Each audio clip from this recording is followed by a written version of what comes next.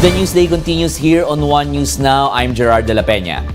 A recent social weather station survey shows that 95% of adult Filipinos are entering the new year with hope. The latest figure is 2 points higher than what was recorded in 2021. It's also close to the pre-COVID-19 record of 96% in 2019.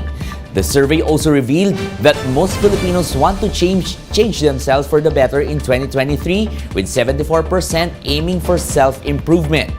SWS also found that a third of Filipinos' New Year's resolutions include health-related goals, while others focused on changing attitudes and finances.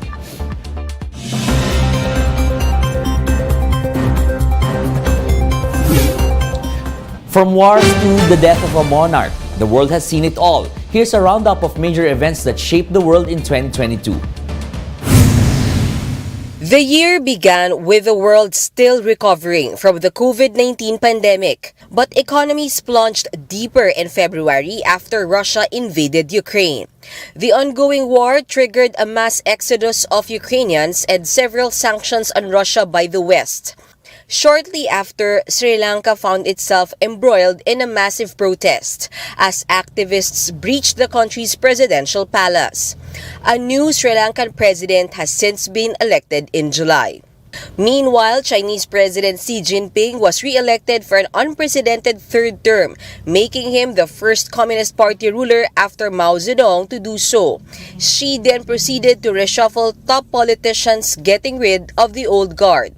Back in the home front, the Philippines elected a Marcos back in Malacanang.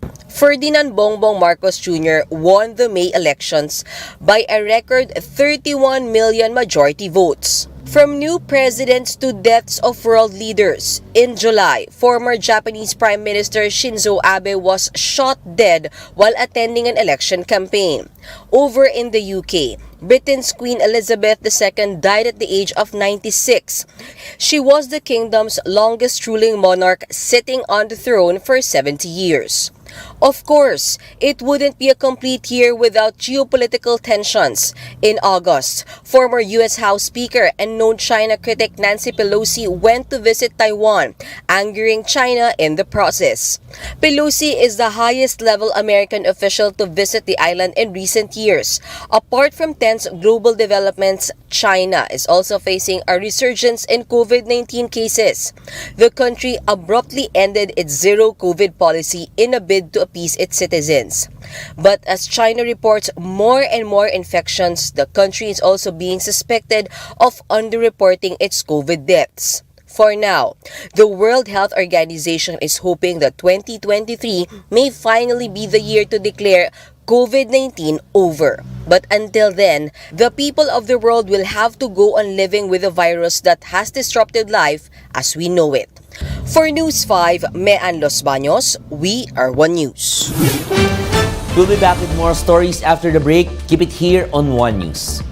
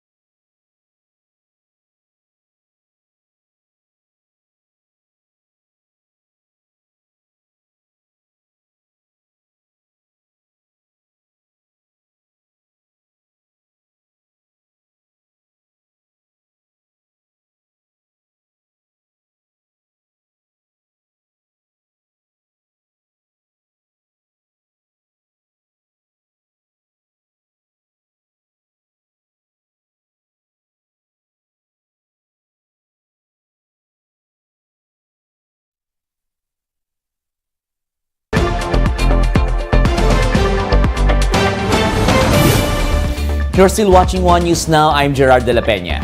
Authorities said that New Year celebrations in Manila had been successful despite some people falling victim to firecrackers. Josh Camo with the report. Residents in Barangay 155 in Tondo, Manila have gone all out as they celebrate the New Year in the streets. This is their first public celebration in 2 years.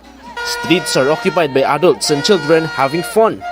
This family even invited us to join their feast. May carbonara po, may sopas, cake, ayan. For the residents, their celebration is like no other. Naiiba kasi matanda, bata, lahat kasama sa party. Walang gulo, puro peace lang. Aside from the street party, a costume party was also held. One person was dressed as an elephant. Another strutted in butterfly wings. The more extravagant, the better. Pag bago taon sa amin, talagang nileliminate namin yung mga paputok. Kaya itong pasayaw namin, para sila makalimot na dyan. Sabik sila. Lahat gusto lumabas ng bahay para makisama sa mga kabarangay nila. While some Tondo residents celebrated without the fireworks, there are still some that sustained injuries from lighting illegal firecrackers. 8 victims were rushed to the Tondo Medical Center. One victim was hit in the ear. Nang inassess namin yung pasyente, so natapyas yung parte ng ilalim ng tenga. Then nung chinek namin yung sugat ng pasyente, may nakabaon na foreign body. Good thing wala namang major vessels sa tinamaan.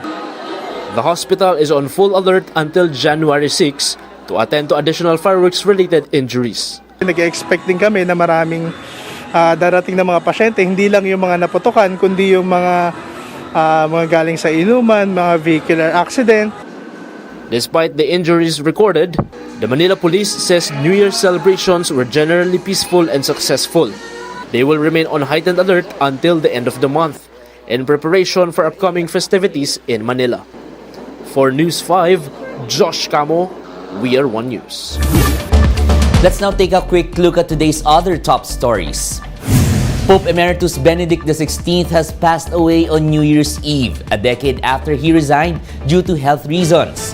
His remains will be in St. Peter's Basilica tomorrow to allow Catholics to pay their respects.